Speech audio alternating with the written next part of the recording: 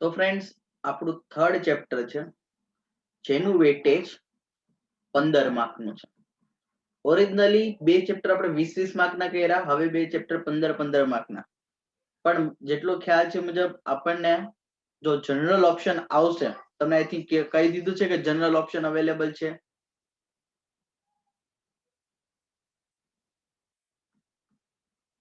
હા, તો જો જનરલ ઓપ્શન હોય એનો મતલબ બધા ક્વેશ્ચન સરખા માર્કના થઈ જાય, એટલે કે 17.5 માર્કના, 17.5 ના. પણ નોર્મલી જ્યારે જનરલ ઓપ્શન નથી હોતો ત્યારે શું કહેવાય છે ફ્રેન્ડ, જ્યારે જનરલ ઓપ્શન ન હોય ત્યારે એનો મતલબ કે ત્યારે શું થશે કે આ ચેપ્ટર 15 માર્કનું, આમ ઓરિજિનલી આ ચેપ્ટર એક્ઝામમાં 15 માર્કનું પૂછાય છે, પણ તમારે તો 17.5 માર્ક્સનો આવશે, કેમ કે તમારા માટે જનરલ ઓપ્શન હશે. બાકી નોર્મલી આ ચેપ્ટર 15 માર્કનું છે. ચલો, તો the name is again decision લેવાનું છે, એટલે decision analysis under marketing strategies. અહીંયા આપણે અગેન ડિસિઝન જ લેવાનું છે. જે સેકન્ડ ચેપ્ટર હતું એ પણ ડિસિઝન મેકિંગ જ હતું, પણ ડિફરન્શિયલ કોસ્ટિંગ. ઘણા ખરા કન્સેપ્ટ અહીંયા રિપીટ થશે તમારા અહીંયા, જે તમે સેકન્ડ ચેપ્ટરમાં ભણ્યા હશો, તો એ થર્ડ ચેપ્ટરમાં બી અહીંયા રિપીટ થશે આપણું ડિસિઝન. આ ડિસિઝનમાં એકદમ ઈઝી છે. ઓકે, તો સ્ટાર્ટ કરીએ આપણે વસ્તુ ફ્રેન્ડ્સ, આ વસ્તુને. ચલો, તો સૌથી પહેલું ડિસિઝન જે ટાઈપ 1 ક્વેશ્ચન મેં આ લખ્યું છે, સૌથી જે પહેલું ડિસિઝન છે generally transfer price find out કરવાના. શું ફાઇન્ડ આઉટ કરવાનું છે? Transfer price. તો પહેલા તો ટ્રાન્સફર પ્રાઇસ સમજવું પડશે કે what is the transfer price sir. ચલો ચલો, તો અહીંયા હું લખું છું એકચ્યુઅલમાં ટ્રાન્સફર પ્રાઇસ એટલે છે શું.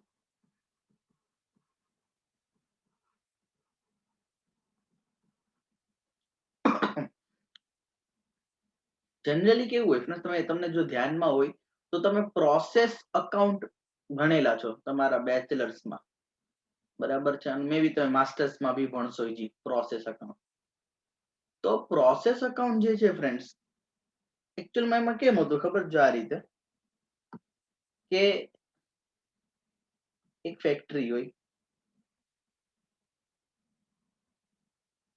એમાં શું હોય, બધા નાના નાના ડિપાર્ટમેન્ટ હોય.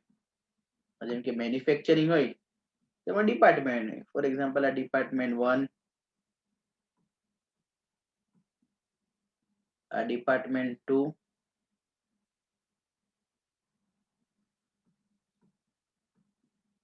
આ ડિપાર્ટમેન્ટ 3.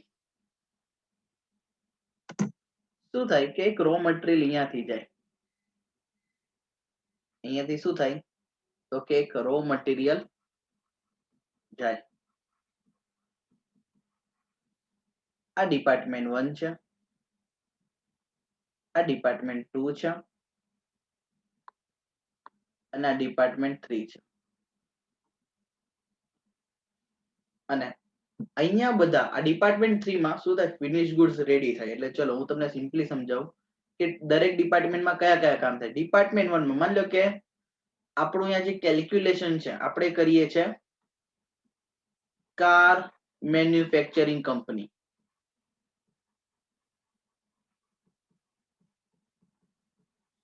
ચલો માની લ્યો કે એક ડિપાર્ટમેન્ટ 1 માં છે, તો ત્યાં શું કામ થાય તો કે અહીંયાથી રબર આવે. રો મટીરિયલ શું તો કે રબર. એ રબર ઉપર શું થાય તો કે પ્રોસેસિંગ થાય. બરાબર છે. અને એને શું બનાવવામાં આવે? ટાયર બનાવવામાં આવે. એ ટાયર ડિપાર્ટમેન્ટ 2 માં જાય, તે ટાયર ઉપર ડિઝાઇનિંગ થાય. સેકન્ડ ડિપાર્ટમેન્ટમાં શું થાય? એ ટાયરમાં ડિઝાઇન થાય, બધી કંપનીમાં નામ લખાતા હોય, પછી થોડી ઘણી ડિઝાઇનિંગ. તમને ખબર છે એક ટાયર હોય તેમાં અલગ અલગ પ્રકારની બધી ખબર છે તમને કે હોલ ટાઈપ ડિઝાઇન ટાઈપ આપ્યું હોય, બરાબર છે. એ ટાયરમાં ડિઝાઇન થાય, અને એ આ ટાયર પૂરું થાય, એ ટાયર ડિપાર્ટમેન્ટ 3 માં જાય છે, જ્યાં એક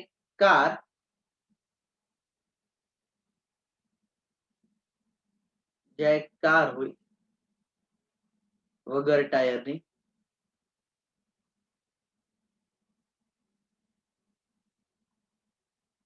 અને ઈ ટાયર અહીંયા લાગી જાય.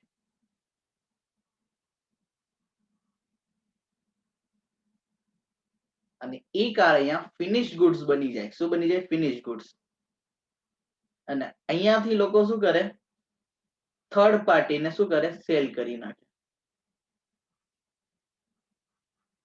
This is one kind of process.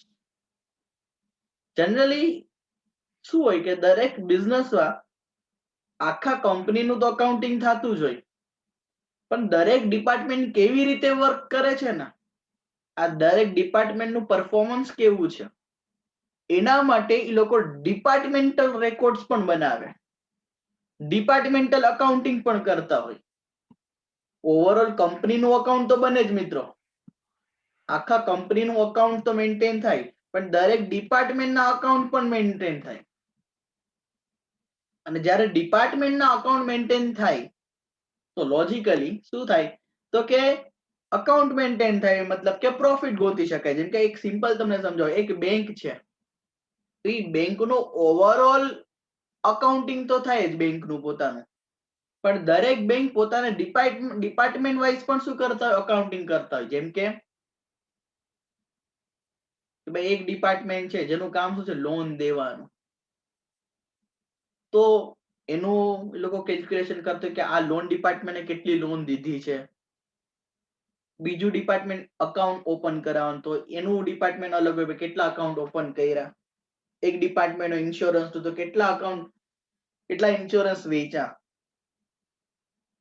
તો એક જ બેંકના અંદર આવી રીતે અલગ અલગ ડિપાર્ટમેન્ટ હોય, અને લોકો એવી રીતના એનું અકાઉન્ટિંગ પણ કરતા હોય. સર શું ફાયદો થાય એનાથી? યાદ રાખજો, આવું ડિપાર્ટમેન્ટલ અકાઉન્ટિંગ કરવાથી મેઇન જે બેઝિક ફાયદો થાય, એનાથી આપણે શું જાણી શકીએ કે દરેક ડિપાર્ટમેન્ટ કેટલું ઇફેક્ટિવલી વર્ક કરે છે. બરાબર છે? કેમ કે કોઈ પણ ડિપાર્ટમેન્ટ જો ઇફેક્ટિવલી વર્ક નહીં કરે તો ઓવરઓલ નુકસાન કોને થશે? તો કે કંપનીને. એટલે દરેક ડિપાર્ટમેન્ટ જો પોતાનું બેસ્ટ આપે, બરાબર છે, એટલે જનરલી આ બધાના અકાઉન્ટ્સ પણ બનતા હોય ડિપાર્ટમેન્ટ વાઇઝ. બરાબર છે? ક્લિયર થાય છે? તો હવે સમજો, ડિપાર્ટમેન્ટ 3 ને ધ્યાનથી જુઓ. ડિપાર્ટમેન્ટ 3 માં ગુડ્સ ક્યાંથી આવે છે? તો કે સર ડિપાર્ટમેન્ટ 2 માંથી. બરાબર છે? અને એ વેચે છે કસ્ટમરને, એટલે આ તો એનું સેલ થઈ ગયું. અને ડિપાર્ટમેન્ટ 2 પાસેથી જેટલા રૂપિયાનો ગુડ્સ આવે એની કોસ્ટ થઈ ગઈ. તો આ કોસ્ટ અને સેલનો ડિફરન્સ. તો ડિપાર્ટમેન્ટ 3 નું જ્યારે પણ અકાઉન્ટિંગ કરી તેમાં મસ્તીનો પ્રોફિટ દેખાતો હોય. એટલે નિયમ છે કે જે પૈસા કમાતો હોય ને બધાને વાલું લાગે, ને એનું સ્તર હંમેશા ઊંચું જોઈએ.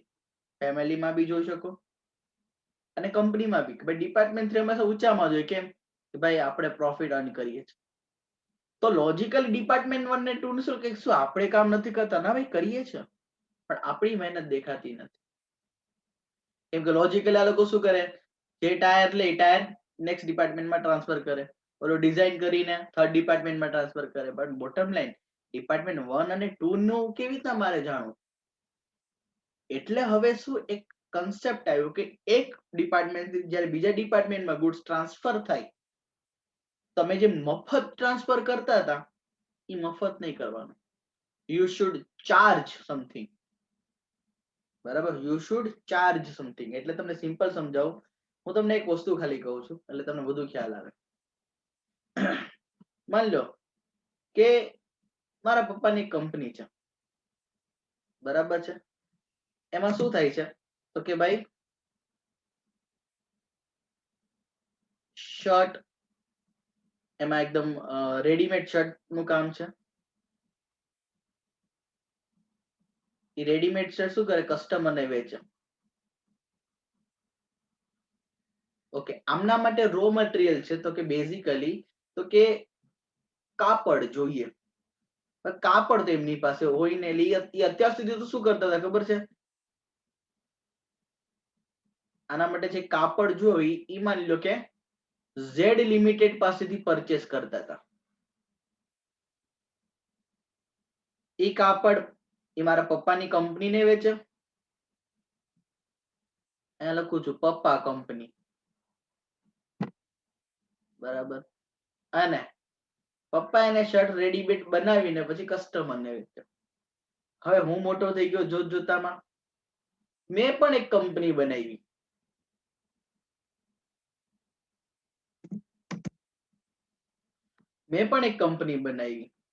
હું નામ આપું છું બચ્ચા કંપની, બરાબર છે.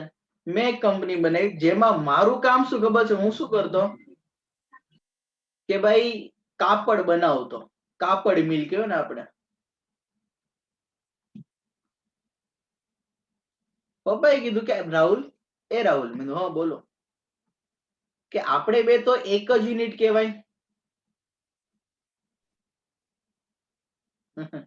એમ કહેવાય તો આપણે બે તો એક જ યુનિટ કહેવાય ને. મેં કીધું હા એમ તો કહેવાય. કેમ? કેમ કે અમે બે એકચ્યુઅલમાં કેમાં આવે તો કે છે ચૌહાણમાં, બરાબર. અમે બે તો એકચ્યુઅલમાં કોણ આવે તો કે ચૌહાણ ફેમિલી.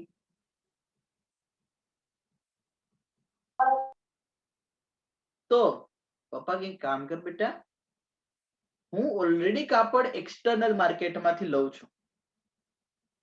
એ કાપડ હવે હું ત્યાંથી નહીં લઉં, તારી પાસેથી લઈશ. મેં કીધું હા પછી? તો કે ઈ કાપડમાંથી હું શર્ટ બનાવીશ અને શર્ટ હું કસ્ટમરને વેચી નાખીશ. મેં કીધું વાહ બહુ સરસ. મેં કીધું પપ્પા કેટલા રૂપિયામાં શર્ટ લેશો, કાપડ લેશો?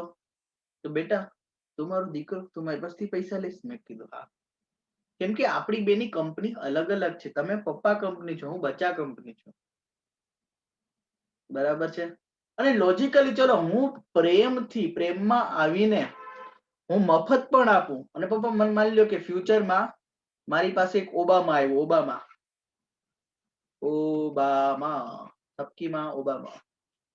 ઓબામા ફોરેન થી આવે છે અને ફોરેન થી મને કે છે કે ભાઈ હે ભાઈ ઓબામા, હે બચ્ચા કંપની, તમે અમને આટલું કાપડ અમેરિકા મોકલો, ફોરેન ઓર્ડર આવ્યો.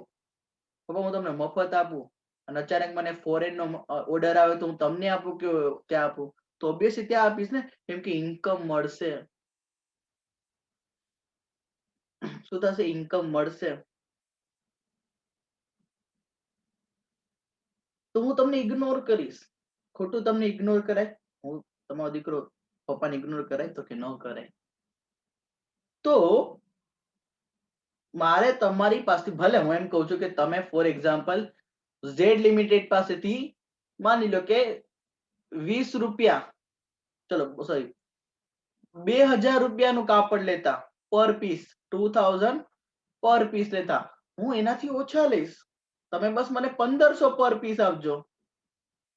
પણ હું સાવ મફતમાં તો કામ નહીં કરી શકું, કેમ કે પૈસા is the biggest motivation in the life, in the world also. પૈસા જેટલું મોટિવેશન તમને કોઈ ન આપે.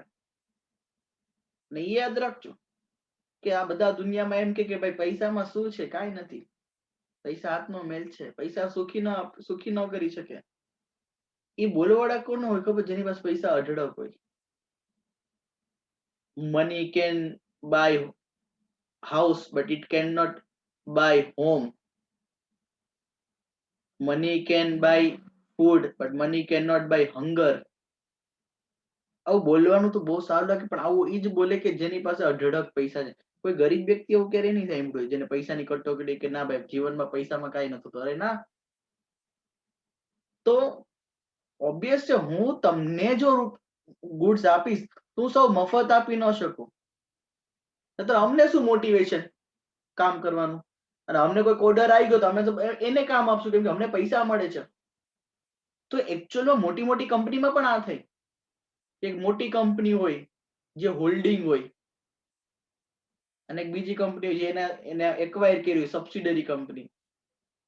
તો જ્યારે બે કંપની વચ્ચે એવી રીતના એક જ કંપનીના અંદર ડિપાર્ટમેન્ટ વચ્ચે પણ શું થાય તો કે જ્યારે ગુડ્સ ટ્રાન્સફર થાય તો સાવ મફત નહીં, કાઈક પ્રાઇસ ભલે માર્કેટ કરતા કદાચ ઓછી હશે પણ કાઈક પ્રાઇસ અમે ચાર્જ કરશું,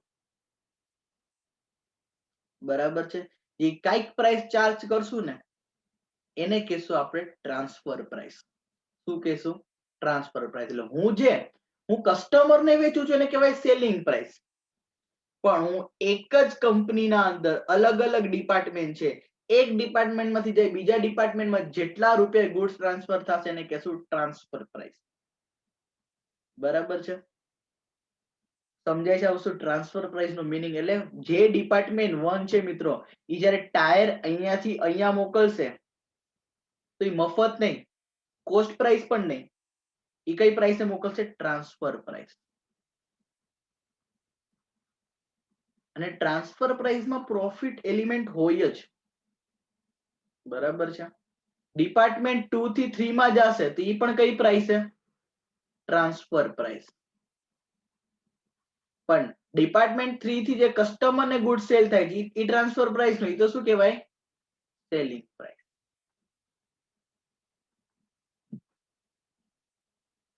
ટ્રાન્સફર પ્રાઇસ પેલા તો નામ ક્લિયર થયું વોટ ઇઝ ટ્રાન્સફર પ્રાઇસ, અને એકચ્યુઅલમાં આ ચેપ્ટરમાં આપણે ભણવાનું શું છે, એક જ કંપનીના અંદર એક ડિપાર્ટમેન્ટ થી બીજા ડિપાર્ટમેન્ટમાં જે ગુડ્સ જાય છે એ કેટલા રૂપિયા જાય છે, કેટલી ટ્રાન્સફર પ્રાઇસે જાય છે, બરાબર છે.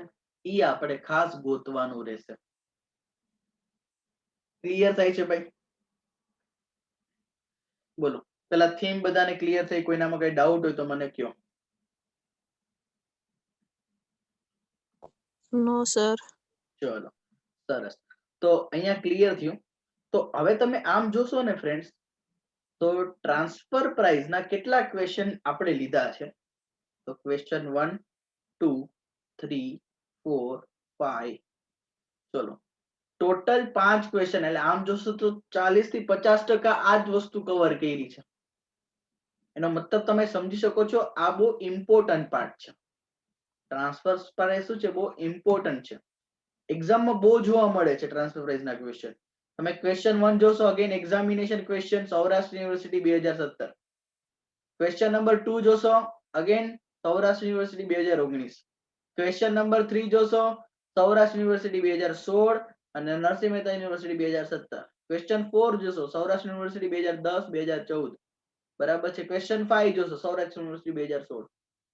એટલે એક્ઝામમાં ટ્રાન્સફર પ્રાઇસ નો ક્વેશ્ચન જોવા બહુ મળે છે, એટલે બહુ ઇમ્પોર્ટન્ટ હશે એ રીતે, બરાબર છે. તો હવે હું તમને ક્વેશ્ચન 1 2 અને 3 એ તમે જોશો તો સેમ લાઇનઅપ ના ક્વેશ્ચન છે. 2 ક્વેશ્ચન હું આજે કરાવીશ અને ત્રીજો ક્વેશ્ચન તમે હોમવર્કમાં કરશો, બરાબર છે. ક્વેશ્ચન 1 and 2 કરાવીશ અને ક્વેશ્ચન 3 હોમવર્કમાં હશે. પણ એ સેમ થિંકિંગ ના ક્વેશ્ચન છે. થિંકિંગ શું છે? બહુ સિમ્પલ છે કે બે માં આપણે ગોતવાનું તો શું છે? ટ્રાન્સફર પ્રાઇસ જ ગોતવાનું છે. પણ એકચ્યુઅલમાં ટ્રાન્સફર પ્રાઇસ છે શું આવા ક્વેશ્ચન ટાઈપમાં? તો સિમ્પલી ટ્રાન્સફર પ્રાઇસ માં સૌથી પહેલા જે લેવામાં આવે એ લેવામાં આવે વેરિયેબલ કોસ્ટ. શું લેવામાં આવે? એક સોરી એક ડિપાર્ટમેન્ટ થી બીજા ડિપાર્ટમેન્ટમાં જ્યારે ગુડ્સ જાય ત્યારે સૌથી પહેલા તો શું લેવામાં આવે? વેરિયેબલ કોસ્ટ રિકવર કરવામાં આવે. સેકન્ડ, કોઈ સ્પેસિફિક ફિક્સ્ડ કોસ્ટ હોય. શું હોય? Specific fixed cost. હું બોલું છું specific fixed cost. Specific fixed cost already આપણે પ્રીવિયસ ચેપ્ટરમાં સમજ્યા છે. જનરલ ફિક્સ્ડ કોસ્ટ એટલે માની લો કે આખી ફેક્ટરી છે એનું રેન્ટ, તો એ જનરલ ફિક્સ્ડ કોસ્ટ કહેવાય. આખી ફેક્ટરીનું electricity rent, electricity bill, general fixed cost. પણ હું ખાલી એમ કહું કે ભાઈ ટાયર બનાવવા માટે ડિપાર્ટમેન્ટ 2 માં છે ને ડિઝાઇનિંગ, ટાયર ડિઝાઇન કરવા માટે ડિપાર્ટમેન્ટ 2 માં એક સ્પેસિફિક મશીનરી આપણે લગાવ્યું છે, તો ઈ મશીનરી ઉપર ડેપ્રિસિએશન જે ફિક્સ કોસ્ટ છે પણ એ સ્પેસિફિક ટુ ડિપાર્ટમેન્ટ 2 છે, એટલે ઈ પણ રિકવર કરવામાં આવે. એટલે variable cost plus specific fixed cost plus અહીંયા છે ને મિત્રો એક પહેલા બીજા ત્રીજા ક્વેશ્ચનમાં એક કન્સેપ્ટ અપ્લાય કરશું જે તમે ઓલરેડી સેલ્સ મિક્સ ના ચેપ્ટરમાં ભણ્યા છો. સોરી સેલ્સ મિક્સ ના ડિસિઝન એટલે કે આપણે પ્રીવિયસ ચેપ્ટરમાં સેલ્સ મિક્સ નું ડિસિઝન હતું, એમાં યાદ હોય તો કી ફેક્ટર ને લિમિટિંગ ફેક્ટર વાળા ક્વેશ્ચન આવતા તમને કે ભાઈ આપણી પાસે ટાઈમ શું છે, સ્કેર છે, લેબર ટાઈમ, અને લેબર ટાઈમમાં આપણે મેક્સિમમ પ્રોફિટ કરવા માટે શું કરીએ, બરાબર છે. તો એ કન્સેપ્ટ અહીંયા આવશે, બરાબર છે. કેમ કે હું તમને બહુ સિમ્પલ કહું કે અહીંયા પ્લસ અત્યારે શું લખું છું ખબર છે, અહીંયા લખું છું loss in contribution, loss in contribution, બરાબર છે. if there is no spare time, if there is no spare time, આ એકચ્યુઅલમાં છે શું, તમને એક ક્વેશ્ચન જ્યારે હું કરાવીશ ને ત્યારે સમજાશે, પણ એકવાર જો ક્વેશ્ચન 1 2 3 માં ટ્રાન્સફર પ્રાઇસ ગોતવા માટે આ જ કન્સેપ્ટ અપ્લાય થશે ક્વેશ્ચન 1 2 and 3 માં, અને ક્વેશ્ચન 1 2 3 સેમ લાઇનઅપ ના ક્વેશ્ચન છે, એક ક્વેશ્ચન કરાવીશ, બીજો કરાવીશ, એટલે ત્રીજો આપોઆપ આવડશે. પણ હું તમને એટલું કહી દઉં કે મેજોરિટી અટેમ્પમાં, મેજોરિટી એક્ઝામમાં ક્વેશ્ચન 1 2 3 જેવા જ ક્વેશ્ચન પૂછાણા છે. તો તમે આમ જો તો તમે ક્વેશ્ચન 1 ને આઈએમપી તરીકે લખી દેજો, મોસ્ટ આઈએમપી. આ ચેપ્ટરમાં આ ક્વેશ્ચન તો પહેલા કરવાનો, અને એના માટે આ સિમ્પલી આ એક ફોર્મ્યુલા મેં તમને આપી, આ થિંકિંગ તમને આપી છે, તો એક આનું સ્ક્રીનશોટ લઈને અત્યારે જ રાખી દો, કેમ કે પાછળથી હું આનો સ્ક્રીનશોટ તમને યાદ રહે ન રહે એના કરતા આ અપ્લાય થાય છે ક્વેશ્ચન 1 2 and 3 ને, કે એમાં ટ્રાન્સફર પ્રાઇસ કઈ રીતે ગોતવાની છે, બરાબર છે. આ લોસ ઇન કન્ટ્રીબ્યુશન શું છે એ તમને સમય આવે ડેફિનેટલી ક્વેશ્ચનમાં સમજાઈ જશે, બરાબર છે. ચલો તો આપણે સ્ટાર્ટ કરીએ છીએ ફ્રેન્ડ ક્વેશ્ચન નંબર 1 થી. અહીંયા સુધીમાં કોઈને કઈ તકલીફ હોય તો કયો ભાઈ.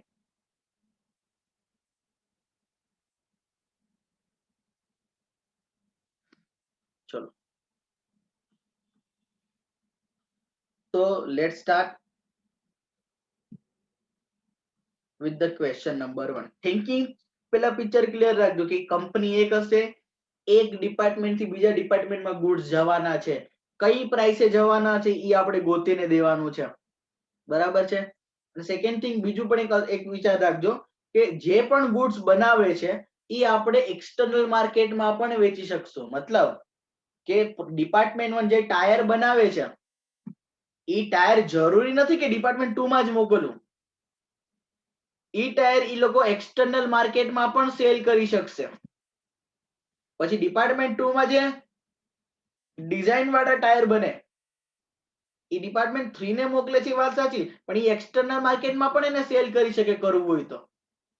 અને ડિપાર્ટમેન્ટ 3 ને જે ડિઝાઇન વાળા ટાયર ડિપાર્ટમેન્ટ 1 અને 2 પાસેથી મળશે, જરૂર નથી કે 1 2 પાસેથી લેવા, ઈ એને એક્સટર્નલ માર્કેટમાંથી પણ પરચેસ કરી શકે. એટલે બધા એક રીતે ઇન્ડિપેન્ડન્ટ ગુડ છે, એમ ન કહી શકાય કે ના ડિપાર્ટમેન્ટ 1 2 ને એવી તો 3 નું કઈ અર્થ જ નથી, ના 1 2 ડિપાર્ટમેન્ટ નથી તો આપણે બહારથી પરચેસ કરશું, બરાબર છે. તો એક આ કોમન થિંકિંગ સાથે આપણે ક્વેશ્ચન સ્ટાર્ટ કરીએ. લેટ્સ ક્વેશ્ચન 1 મોસ્ટ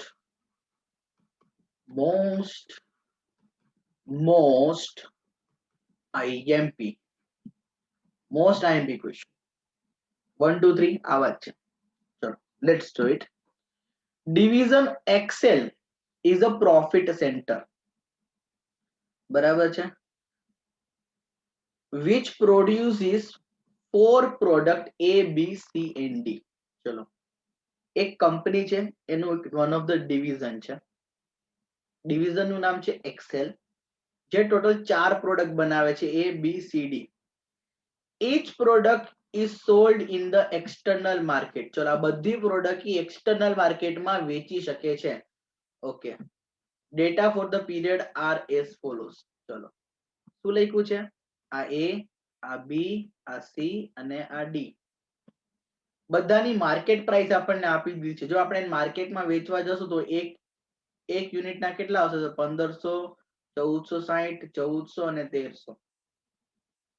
અચ્છા, આ પ્રોડક્ટ બનાવવા માટે વેરિયેબલ કોસ્ટ કેટલી થશે, તો 1300, 1000, 900 અને 850. અચ્છા સર, આ પ્રોડક્ટ બનાવવા માટે કેટલી કલાક લાગશે, તો રિક્વાયર્ડ લેબર આર પર યુનિટ, જો એ નામની પ્રોડક્ટ બનાવી હોય તો 1 યુનિટ બનાવતા 15 કલાક લાગે, લેબર આર્સ છે. બી યુનિટ બનાવતા 20 કલાક લાગે, સી યુનિટ બનાવતા 10 કલાક અને ડી યુનિટ બનાવતા 15 કલાક લાગે. ઓકે ચલો હવે આગળ શું કીધું છે કે આ પ્રોડક્ટ ડી જે છે એટલે આની વાત ચાલે છે, can be transfer two division double XL. ઓલું હતું ખાલી એક્સેલ, એક્સેલ માં 4 પ્રોડક્ટ બનતી હતી એબીસીડી. હવે આ લોકોએ શું કીધું કે આ જે પ્રોડક્ટ ડી છે ને એ આપણું એક નેક્સ્ટ ડિપાર્ટમેન્ટ છે. અત્યારે આપણે એક્સેલ માં છે, એમાં 4 પ્રોડક્ટ બને છે એ બી સી ડી, એને આપણે માર્કેટમાં વેચીએ છીએ. ચલો એક આગળ નવું ડિપાર્ટમેન્ટ આવ્યું છે ડબલ એક્સેલ. એમ કે છે કે તમે અમને પ્રોડક્ટ ડી આપો. ઓકે કઈ વાંધો નહીં, આપી હાલો. But the maximum quantity that might be required for transfer is 10,000 unit. પણ તમારે કેટલા આપવાના છે? તો 10,000 યુનિટ આપવાના છે. ઠીક છે, 10,000 યુનિટ જોયો છે. ઓકે એટલે ડી અહીંયા એક્સેલ માંથી ડબલ એક્સેલ માં કેટલા યુનિટ જશે? તો કે 10,000. હવે આગળ વાત કરીએ. Maximum cells in external market. ચલો માર્કેટમાં આ બધા જે એબીસીડી થી મેક્સિમમ કેટલા વેચાય છે? તો એ વેચાય છે 11,200, બી વેચાય છે 10,000 યુનિટ, સી 9,200 યુનિટ અને ડી છે 6,400 યુનિટ. આટલા યુનિટ મેક્સિમમ માર્કેટમાં વેચાશે.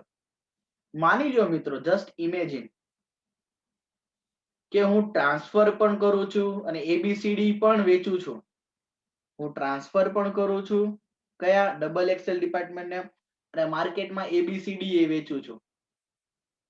તો લોજિકલી જરા એક વસ્તુમાં જરા વિચારીને કહેજો, તો શાંતિ તમને પૂછું છું કે એ તો ખાલી માર્કેટમાં જ વેચવાનું છે. હા, માર્કેટમાં કેટલા યુનિટ વેચવાના છે? તો કે 11,200. એક યુનિટ બનાવવા માટે 15 કલાક જોવે, તો ટોટલ કેટલી આર્સ થાય?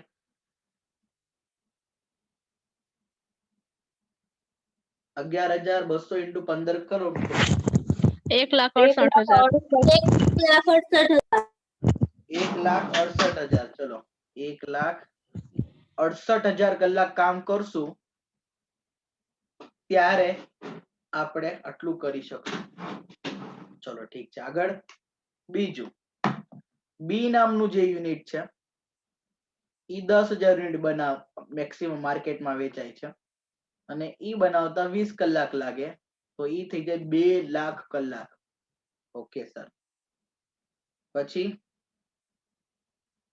સી નામનું યુનિટ છે, એ ખાલી માર્કેટમાં જ વેચાય છે 9,200 યુનિટ અને સી એક યુનિટ બનાવતા 10 કલાક લાગે છે, તો અહીંયા થશે 92,000 hours. પણ ડી માર્કેટમાં બી વેચવાનું છે અને ટ્રાન્સફર કરવાનું છે. માર્કેટમાં વેચવાના છે 6,400 અને ટ્રાન્સફરમાં કેટલા માંગે છે લોકો? 10,000. તો ડી બનાવતા કેટલી કલાક લાગે છે? 15 કલાક અને 15 કલાક. તો 6,400 × 15 તો આવશે 96,000.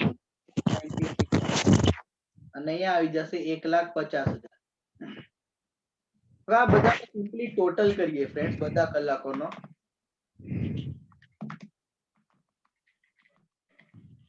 7,06,000 કલાક.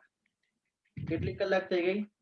7,006 કલાક. 7,06,000 કલાક. અર્થાત જો મારી ફેક્ટરી 7,06,000 કલાક કામ કરે તો હું એ બી સી અને ડી ના જેટલા યુનિટ કીધા છે એ માર્કેટમાં વેચી પણ શકીશ અને ડી ના જે next department double XL department જેટલા યુનિટ માંગ્યા છે એ આપી પણ શકીશ. એટલે 7,06,000 યુનિટ 6,000 કલાક હોય તો આપણે બધાને સંતોષી દઈએ, જીવન બહુ સારું થઈ જાય. પણ જીવનમાં વાંધો જા 7,06,000 કલાક આપણી પાસે નથી. આપણી પાસે કઈક કલાકો ઓછી છે. શું છે? આપણી પાસે કલાક ઓછી છે. યસ માનસી, કંપની તો એક જ છે, એક કંપનીમાં 2 ડિવિઝન છે, એક એક્સેલ ડિવિઝન, બીજું ડબલ એક્સેલ ડિવિઝન. અહીંયા લખું છું, તમને ફરીથી આ ઉપર ક્લિયર કરાવી દો કે કંપની તો એક જ છે, બરાબર છે. આ કંપની એક જ છે, એમાં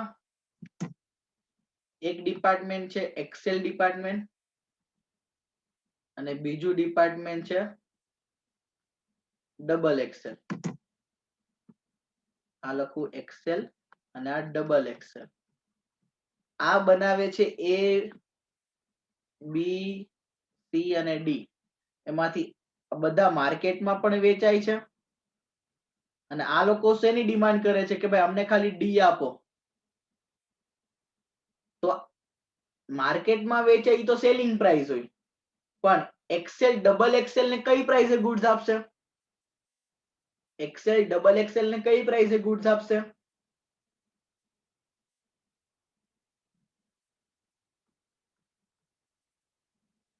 very good Mansi, transfer price. Transfer price. Yes, આ જે આ પ્રાઇસ હોય કઈ ટ્રાન્સફર પ્રાઇસ, ઈ જ આપણે ગોતવાનું છે, બરાબર છે. હાલો નીચે વાંચી લો.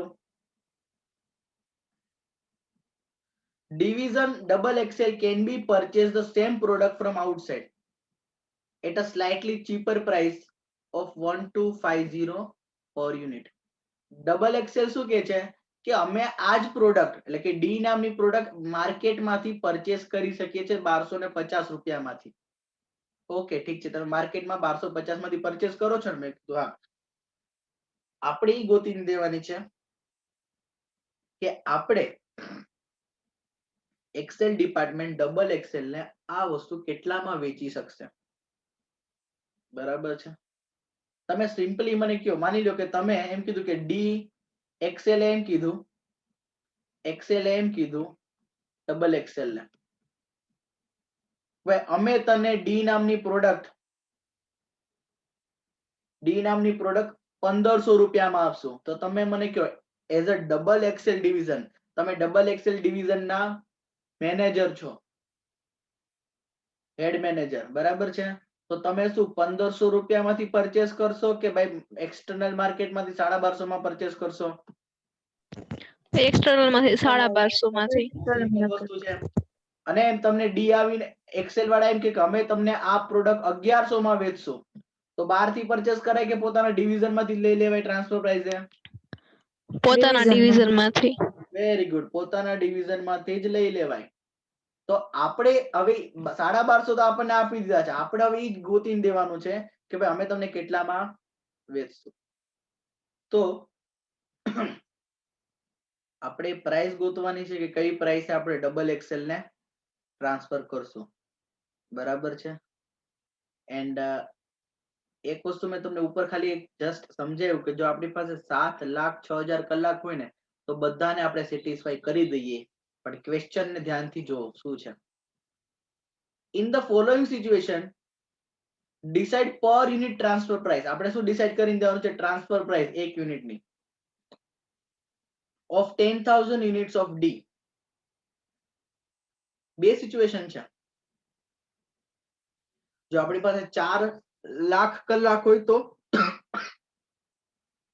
ને આપણી પાસે 6 લાખ કલાક હોય તો. આમાં કે એમ નથી કે ભાઈ 7,06,000 કલાક છે આપણી પાસે કે 8 લાખ કલાક છે. હા, આપણી પાસે આટલી જ કલાક છે. તો આના પર તમે એક વસ્તુ સમજ્યા મિત્રો, જો આપણી પાસે ટાઈમ સ્કેર છે, ટાઈમની અછત છે, તો ટાઈમની અછત હોય તો આપણે બધાને સેટિસ્ફાઈ કરી શકશું નહીં.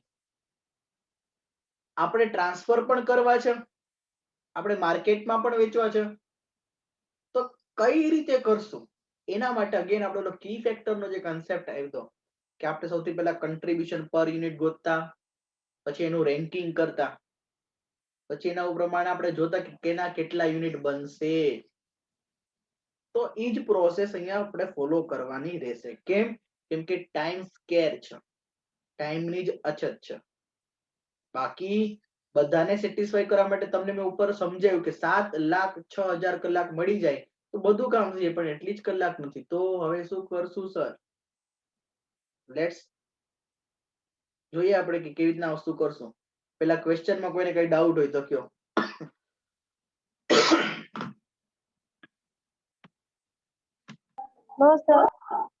ચલો ક્વેશ્ચન બધાને ક્લિયર છે તો હવે આપણે સોલ્યુશન તરફ આગળ જઈએ. ક્વેશ્ચન નંબર 1 બરાબર છે. આપણે તો મેન ખાલી એક જ વસ્તુ ગોતવાની છે બે સિચ્યુએશનમાં ટ્રાન્સફર પ્રાઇસ. ડબલ એક્સેલ એ શું કરવું જોઈએ એ આપણને એ લોકો નથી કીધું કે તમે આવું ગોતો. આપણે વોલેન્ટરલી એમાં કઈ લખવું તો ઓકે છે, બાકી ઈને આપણે ખાલી 10 ટ્રાન્સફર પ્રાઇસ ગોતી દેવાની છે. તો ફરીથી જે કી ફેક્ટરમાં આપણે કરતા હતા ઈ જ વર્કિંગ નોટ નંબર 1.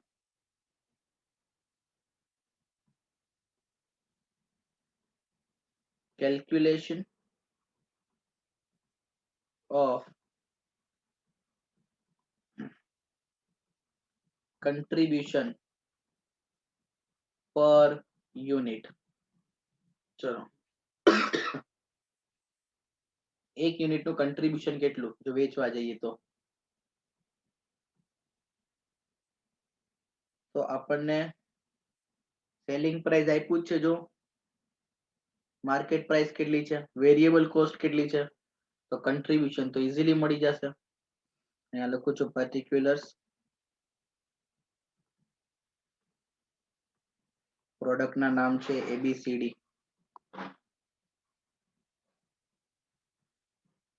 ચલો આપણને સેલ્સ પ્રાઇસ આપી છે ક્વેશ્ચનમાં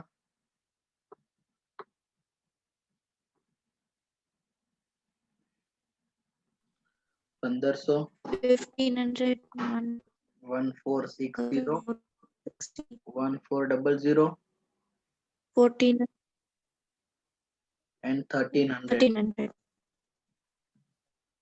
એમાંથી માઇનસ કરશું વેરિયેબલ Variable cost. કોસ્ટ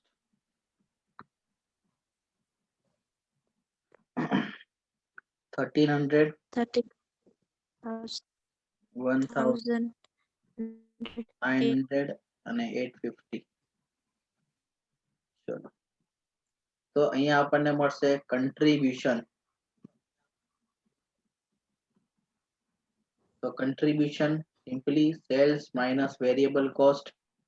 અહીંયા આવશે 200 રૂપિયા.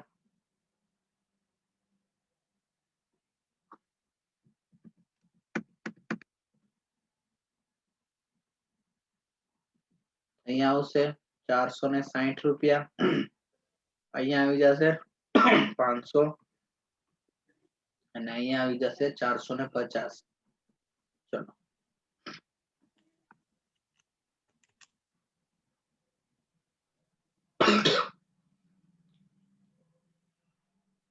યસ રૂચિતા શું કહ્યું તમે સર? ઈ તો માર્કેટ પ્રાઇસ છે. માર્કેટ પ્રાઇસ એટલે સેલ્સ પ્રાઇસ ને, કે માર્કેટમાં તમે કેટલામાં વેચી શકશો તેને સેલ્સ પ્રાઇસ જ કહેવાય. ઓકે રૂચિતા. ચલો વર્કિંગ નોટ 1 કરી લીધું. વર્કિંગ નોટ નંબર 2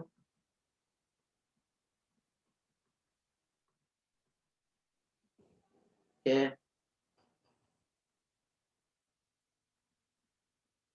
આપણે શું કરતા કન્ટ્રીબ્યુશન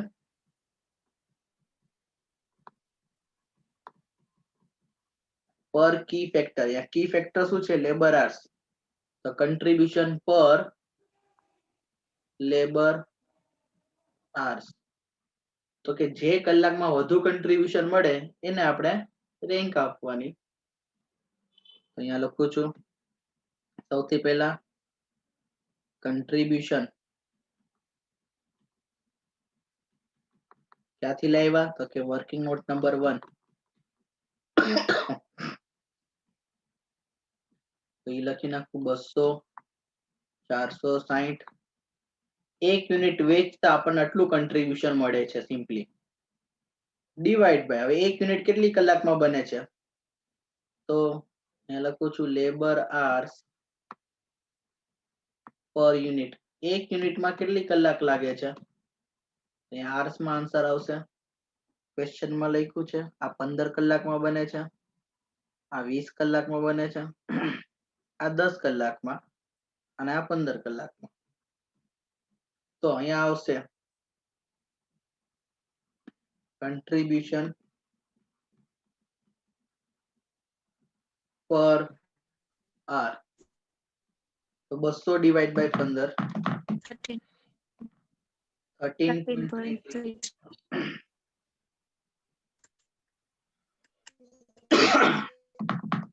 9 ડિવાઈડ બાય 20 23 અહીંયા આવશે 50 અને અહીંયા 450 ડિવાઈડ બાય 15 એટલે અહીંયા આવશે 30. ચાલો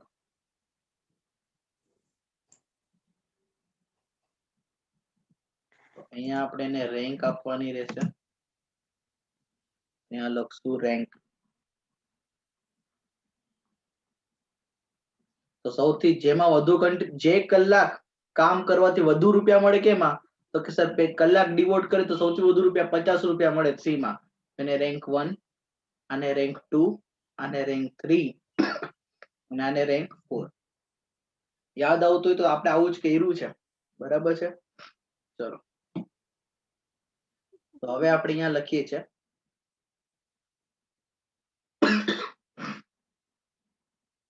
તો હવે આપણે અહીંયા લખીએ મિત્રો કે આપણી પાસે એકચ્યુઅલમાં કેટલી આર્સ છે. બરાબર છે. અહીંયા લખું છું. ત્યાં હું લખી નાખું મિત્રો. આપણી પાસે પહેલા ઓપ્શનમાં કેટલી આર્સ લખી છે? 4 લાખ કલાક. વેન ત્યાં હું લખું છું વેન બંને ઓપ્શન લેવાના. હા આપણે બંને ઓપ્શન થી કરવાનું છે. પહેલા આપણે ઓપ્શન 1 તો કરીએ. When the total okay labor hours available are 4 lakh hours, then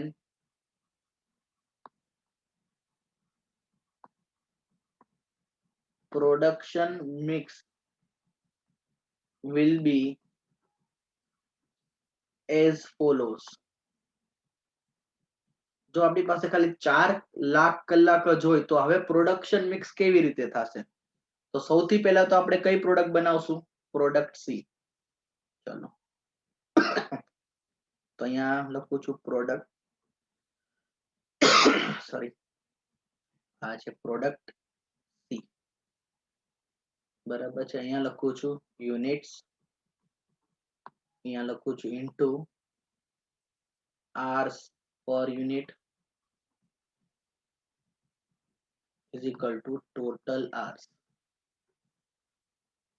okay તો પ્રોડક્ટ તો આપણી પાસે 4 છે. તો પહેલી પ્રોડક્ટ છે સી. તો સી આપણે હવે આપણે ઈ ધ્યાનમાં રાખવાનું છે આપણી પાસે કેટલી કલાક છે? ખાલી 4000 કલાક.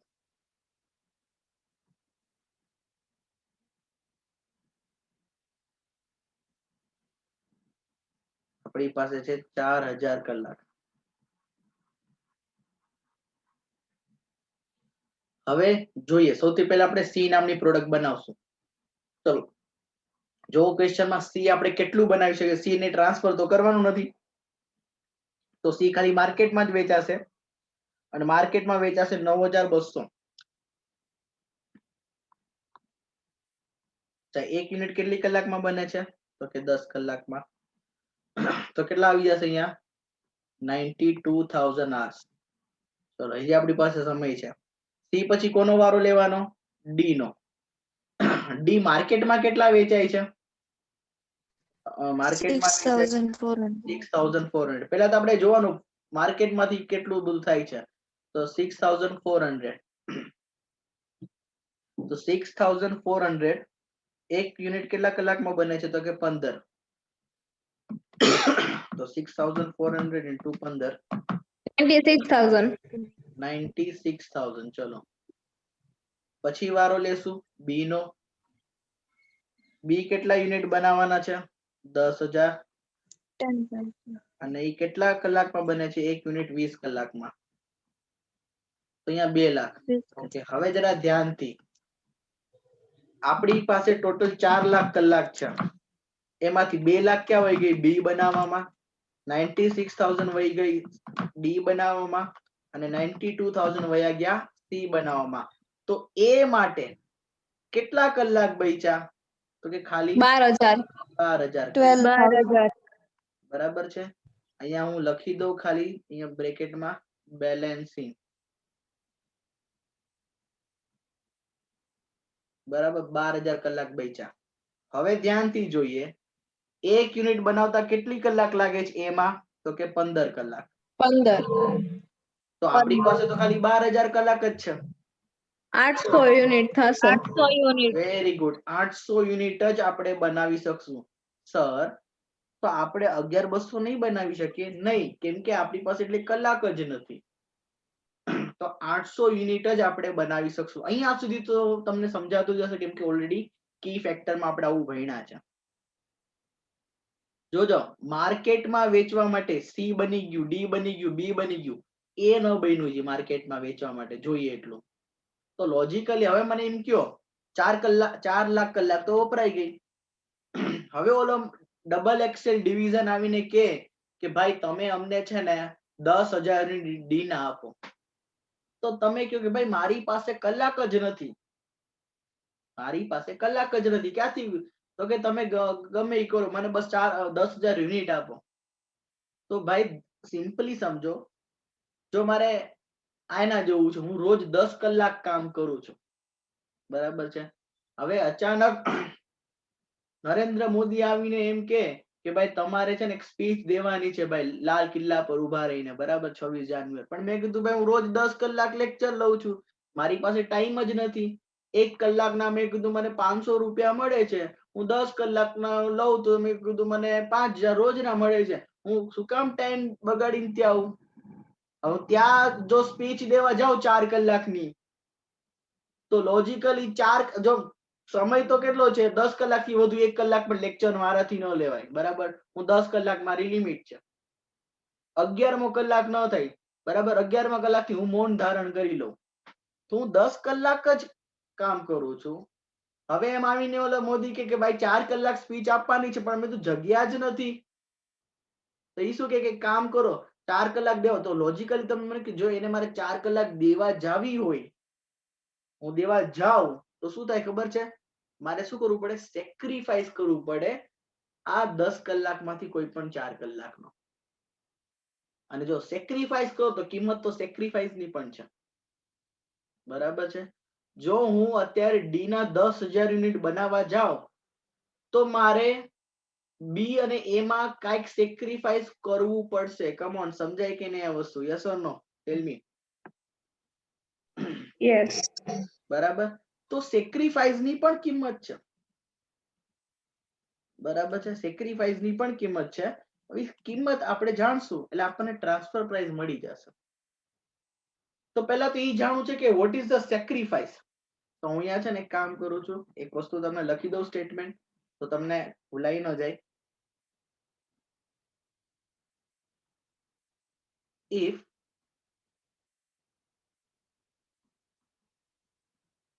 product D is transfer to division double XL, then કેટલા યુનિટ માંગ્યા છે? 10,000 units of product D is required. આ તો બહુ સિમ્પલ વસ્તુ છે કે જો તમારે ટ્રાન્સફર કરવાની ઈચ્છા હોય તો તમારે એક તો 10,000 યુનિટ ટ્રાન્સફર કરવાના છે. Okay, hello sir. પછી for which, આના માટે શું કરવું પડશે? for which labor hours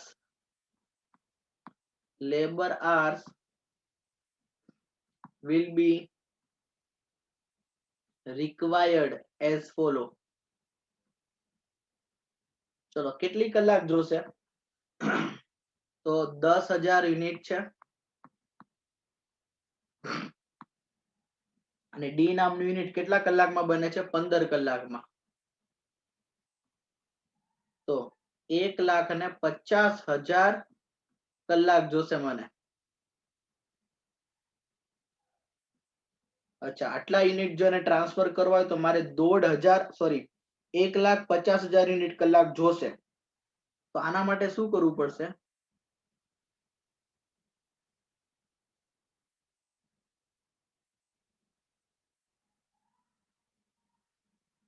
ચલો, તો આના માટે શું કરવું પડશે? એટલું પ્રોડક્શન ઓછું કરવું પડશે એ અને બી નું. બરાબર છે? તો for this purpose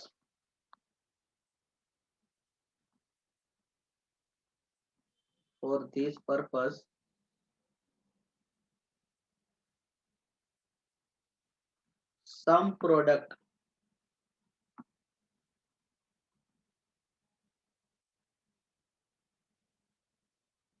એક જ મિનિટ હા. For this purpose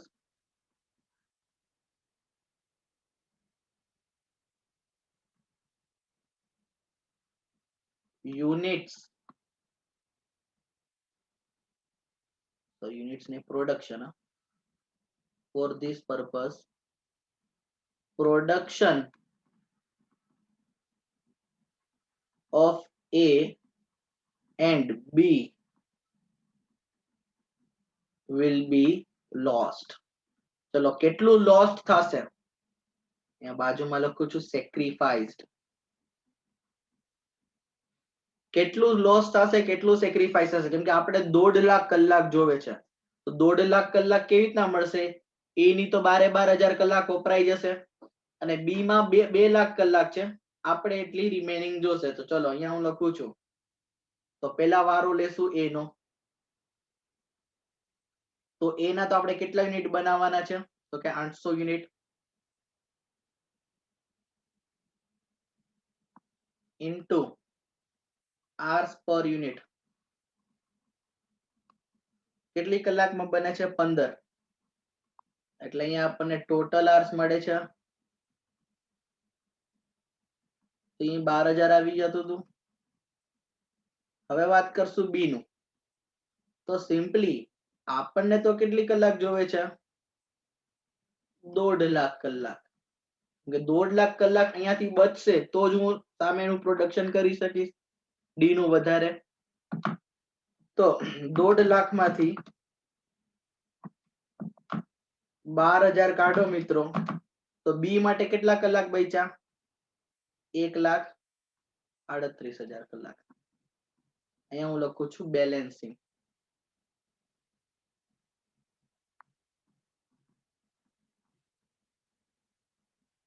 ચલો, બી નામની યુનિટ કેટલી કલાકમાં બને છે? 20 કલાકમાં. તો હવે મને કયો બી ના કેટલા યુનિટ આપણે બનાવી શકશું?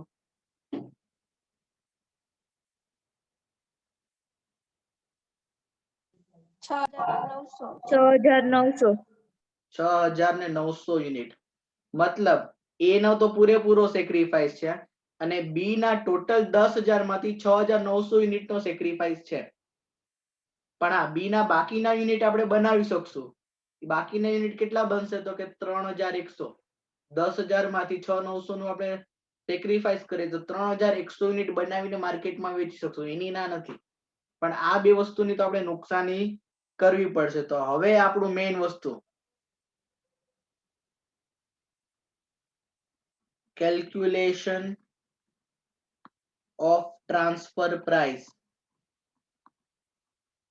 મેં તમને મિત્રો એટલે જ સૌથી પહેલા સ્ટાર્ટિંગમાં સ્ક્રીનશોટ લેવડાવ્યો હતો. જો calculation of transfer price of D. ભાઈ ડી નામની પ્રોડક્ટ બનાવવા માટે ડી નામની પ્રોડક્ટ બનાવશું 10,000 યુનિટ. બરાબર છે? ત્યાં લખું છું. તો સૌથી પહેલા તો શું થશે? વેરિયેબલ કોસ્ટ ઇન્કર થશે. તો અહીંયા આવશે પહેલા વેરિયેબલ કોસ્ટ. ચલો, વેરિયેબલ કોસ્ટ કેટલી? તો કે 10,000 યુનિટ છે એને ઇન્ટુ, જો ડી બનાવવા માટે 850 રૂપિયા જોવે, એક તો આપણે ઈએનઈ પાસેથી લેવાના એટલે અહીંયા આવી જશે 85 lakh.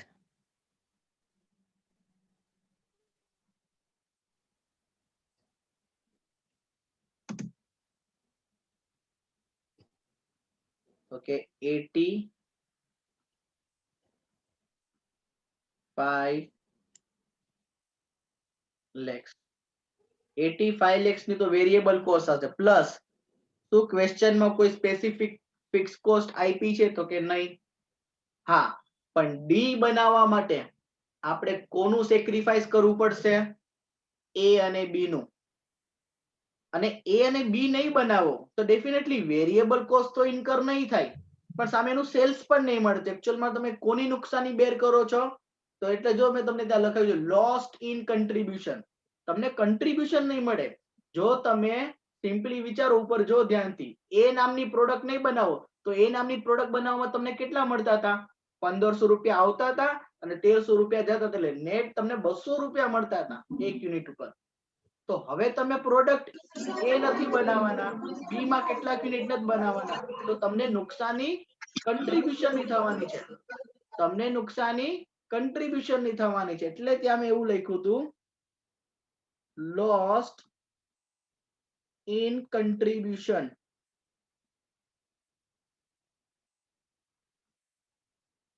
Loss in contribution.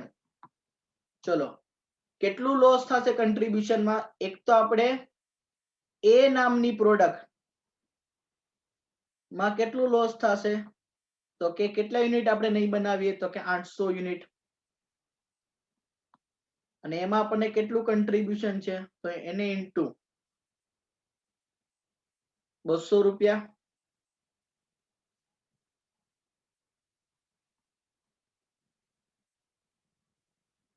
તો એ આવી જશે અહીંયા 1,60,000. 1,60,000 રૂપિયા. અને બીજું આપણે બી નામના યુનિટ માં નુકસાની ભોગવવાના છે 6,900 યુનિટની. તો 6,900 યુનિટ એને ઇન્ટુ એક યુનિટ બી માં કેટલું કન્ટ્રીબ્યુશન મળે છે? 460. તો 460 ગુણ્યા 31,74,000. 31,74,000. તો આનો ટોટલ આવશે 33,34,000. 34,000. 33,34,000. તો એક તો ડી બનાવવા માટે આટલી વેરિયેબલ કોસ્ટ હશે, પ્લસ આટલાનો ભોગ લઈને હું તમને દેવાનો છું. બરાબર છે? તો જે ભોગ છે એની પણ કિંમત છે, અને ઈ ભોગની કિંમત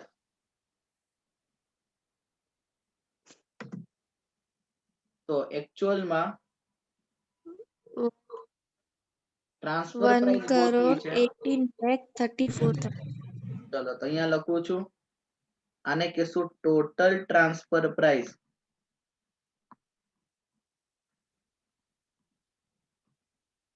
ટોટલ ટ્રાન્સફર પ્રાઇસ તો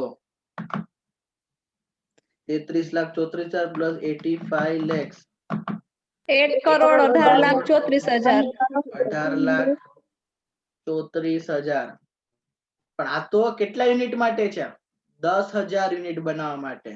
તો divided by number of units. 1,183.4. અહીંયા લખું છું 10,000. એ તમે સિમ્પલી ડિવાઈડ કરશો તો 1,183.4. ચલો તો અહીંયા હું લખી દઉં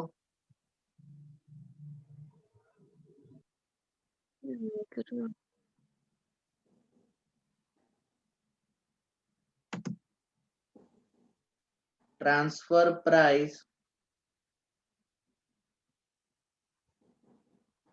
પર યુનિટ.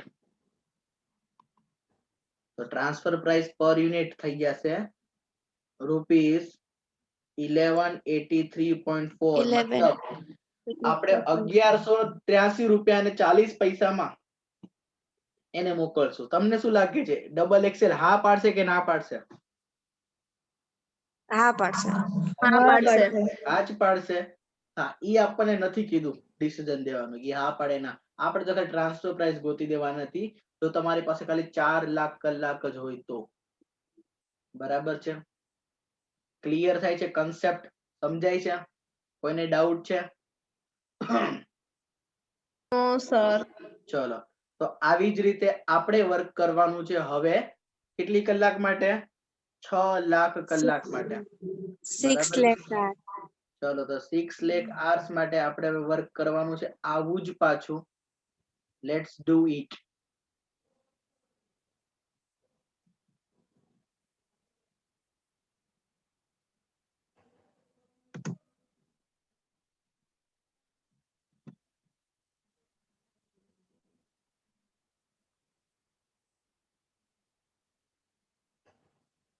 તો હવે નંબર 2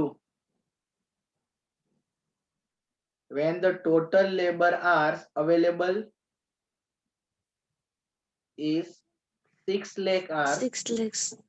then production mix ચલો Then તો production will be useful. હવે ધ્યાનથી જોઈએ આપણે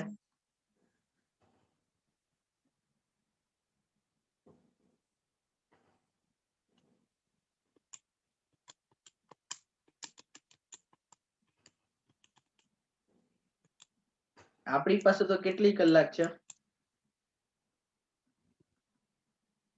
4 લાખ કલાક સોરી 6 લાખ ટોટલ છે 6 6 લાખ lakh. Oh. તો 6 લાખ માંથી આ લેસ કરો 2,92,000 અને 96,000 તો બચે છે 2,12,000 2,12,000 પણ જરા જોવો તો એ તો આપણે કેટલા બનાવી શકીએ છીએ મેક્સિમમ ઉપર જઈએ આપણે એ મેક્સિમમ યુનિટ કેટલા બનશે એના 11,200 અને એનું એક યુનિટ 15 કલાકમાં બને છે તો 11,200 into 15 1,68,000 આસ આવે છે મતલબ એ બી સી ડી બધે બધા માર્કેટમાં વેચાય છે ને એ બધું બને છે તો પણ હજી કેટલા કલાક એક્સ્ટ્રા બચી ગયા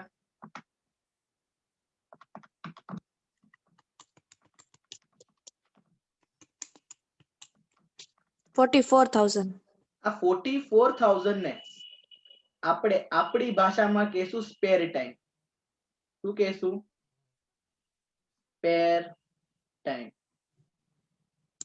એમનેમ નવરાશનો ટાઈમ છે 44,000 કલાક એમનેમ નવરા છે કાંઈ વાંધો નહીં તો હવે જો if product D is transferred to division double XL the unit then 10,000 unit of D is required for which labor hours તો કેટલા 1.5 લાખ કલાક જ જોશે તો હવે આના લીધે આના માટે હવે શું થશે for this purpose પહેલા તો આપણે જે હવે જો આપણે જોઈ લીધું કે સ્પેર ટાઈમ 44,000 કલાકનો એમને પડ્યો છે બરાબર છે તો આપણે તો હવે ડી આવીને એમ કે ઓલા ડબલ એક્સેલ ડિવિઝન કે ભાઈ અમને ડી ના જોવે છે કેટલું કલાક કે 1.5 લાખ કલાક એટલે કે 10,000 યુનિટ જોશે સૌથી પહેલા તો આપણે સ્પેર યુનિટ્સ વાપરજો જેમને નવરા પડ્યા છે ને બરાબર એ વાપરશું એટલે for this purpose spare time will be used first of all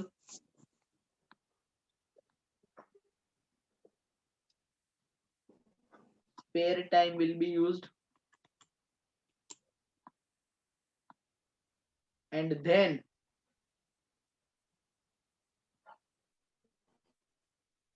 કેમ કે આપણને 1.5 લાખ કલાક જોવે છે એમાંથી 44,000 વયા જાય તો હજી આપણને 1,06,000 કલાક જોવે તો આપણે હવે કોનો ભોગ લેશું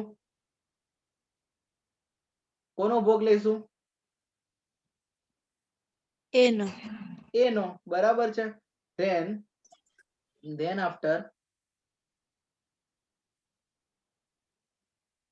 sacrifice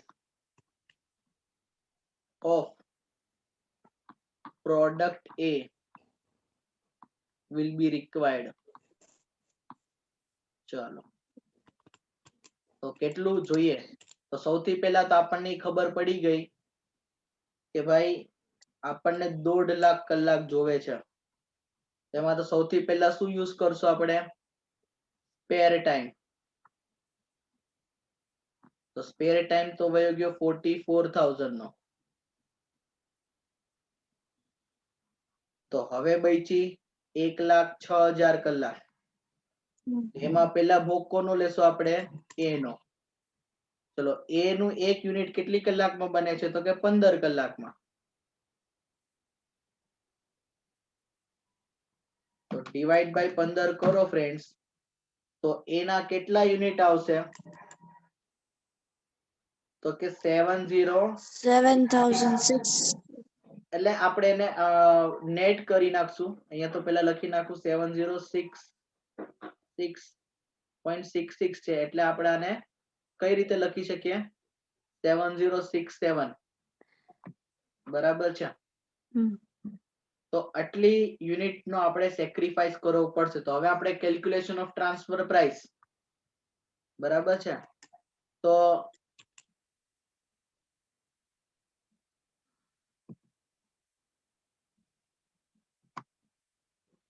સૌથી પહેલા તો 10,000 યુનિટ બનાવવા માટે વેરિયેબલ કોસ્ટ તો ઇન્કર થશે જ લોસ ઇન કન્ટ્રીબ્યુશન ખાલી હવે સ્પેર ટાઈમ કોઈ સેક્રિફાઈસ ન કરાય તમે નવરા બેઠા હો તેમ થોડી કહી શકો યાર હું નવરા બેસવાની મને નુકસાન નહીં થાય અરે નવરા બેસવાની કોઈ નુકસાની જ ન હોય હું 1 કલાક પણ કામ નથી કરતો અને અચાનક મને મોદી આવીને કે ભાઈ તમારે 5 કલાકની સ્પીડ દેવાની છે આટલા રૂપિયા મળશે હા ભાઈ આવીશ કેમ નવરો છું એટલે એની કોઈ કિંમત નહીં નવરાની કોઈ કિંમત નહીં એક કામ મૂકીને બીજા કામમાં જતા હો તો તમારે અહીંના ઓપોર્ચ્યુનિટી કોસ્ટ ગોતવાની હોય તો સ્પેર ટાઈમ ની કોઈ કોસ્ટ ન હોય પણ હા તમે એમાં નુકસાની બેર કરો છો તો એનું કન્ટ્રીબ્યુશન લોસ થશે કેટલા યુનિટનું 7,067 યુનિટ્સ અને એ ઉપર કેટલું કન્ટ્રીબ્યુશન મળે છે આપણને 200 રૂપિયાનું એક યુનિટ ઉપર તો 7,067 into 200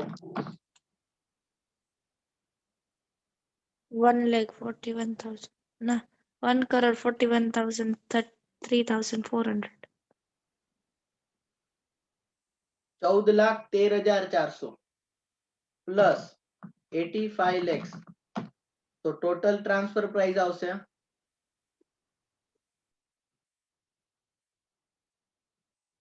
19,13,400 અને 10,000 યુનિટ છે તો અહીંયા આપણી ટ્રાન્સફર પ્રાઇસ ઘટી જશે તો એ હા તો 9,913.4. 991.34 991.34.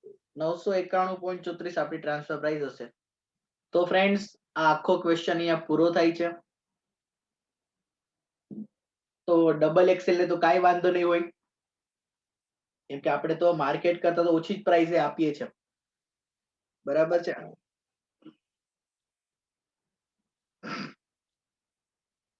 તો આવો ક્વેશ્ચન છે મિત્રો એક્ઝામ માટે અને મોસ્ટ ઇમ્પોર્ટન્ટ ક્વેશ્ચન તો આમાં કોઈને ડાઉટ છે is there any doubt to anyone સમજાણો આખો કન્સેપ્ચ્યુઅલી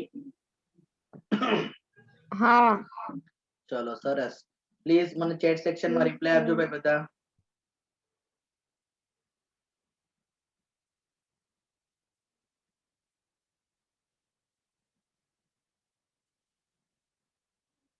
ચલો થેન્ક યુ એવરીવન તો હવે આપણે આનો સ્ક્રીનશોટ લઈ લઈએ ક્વેશ્ચન 2 પણ આના જેવો જ છે ફ્રેન્ડ્સ એ આપણે કરીએ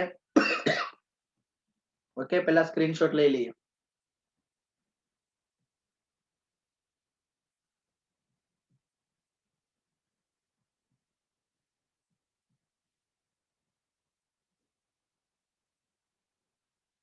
ચલો પહેલા વર્કિંગ નોટ 1 and 2 નો સ્ક્રીનશોટ લઈ લ્યો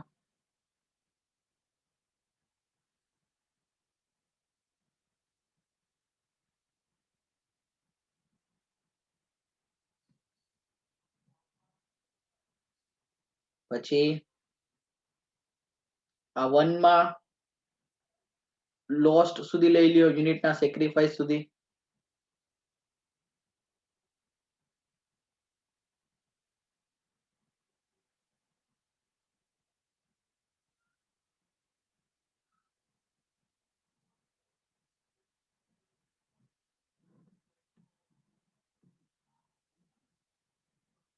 ચલો પછી ટ્રાન્સફર પ્રાઇસ નો સ્ક્રીનશોટ લઈ લ્યો.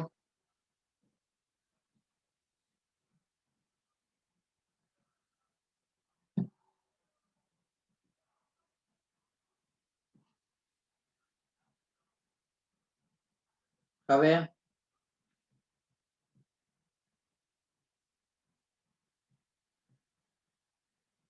સેકન્ડ નો આ સ્ક્રીનશોટ લઈ લ્યો યુનિટ લોસ્ટ સુધીનો.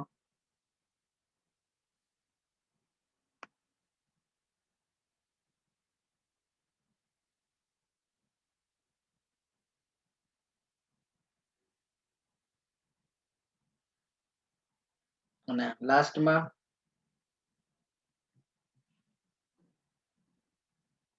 ટ્રાન્સફર પ્રાઇસ નો સ્ક્રીનશોટ લઈ લ્યો.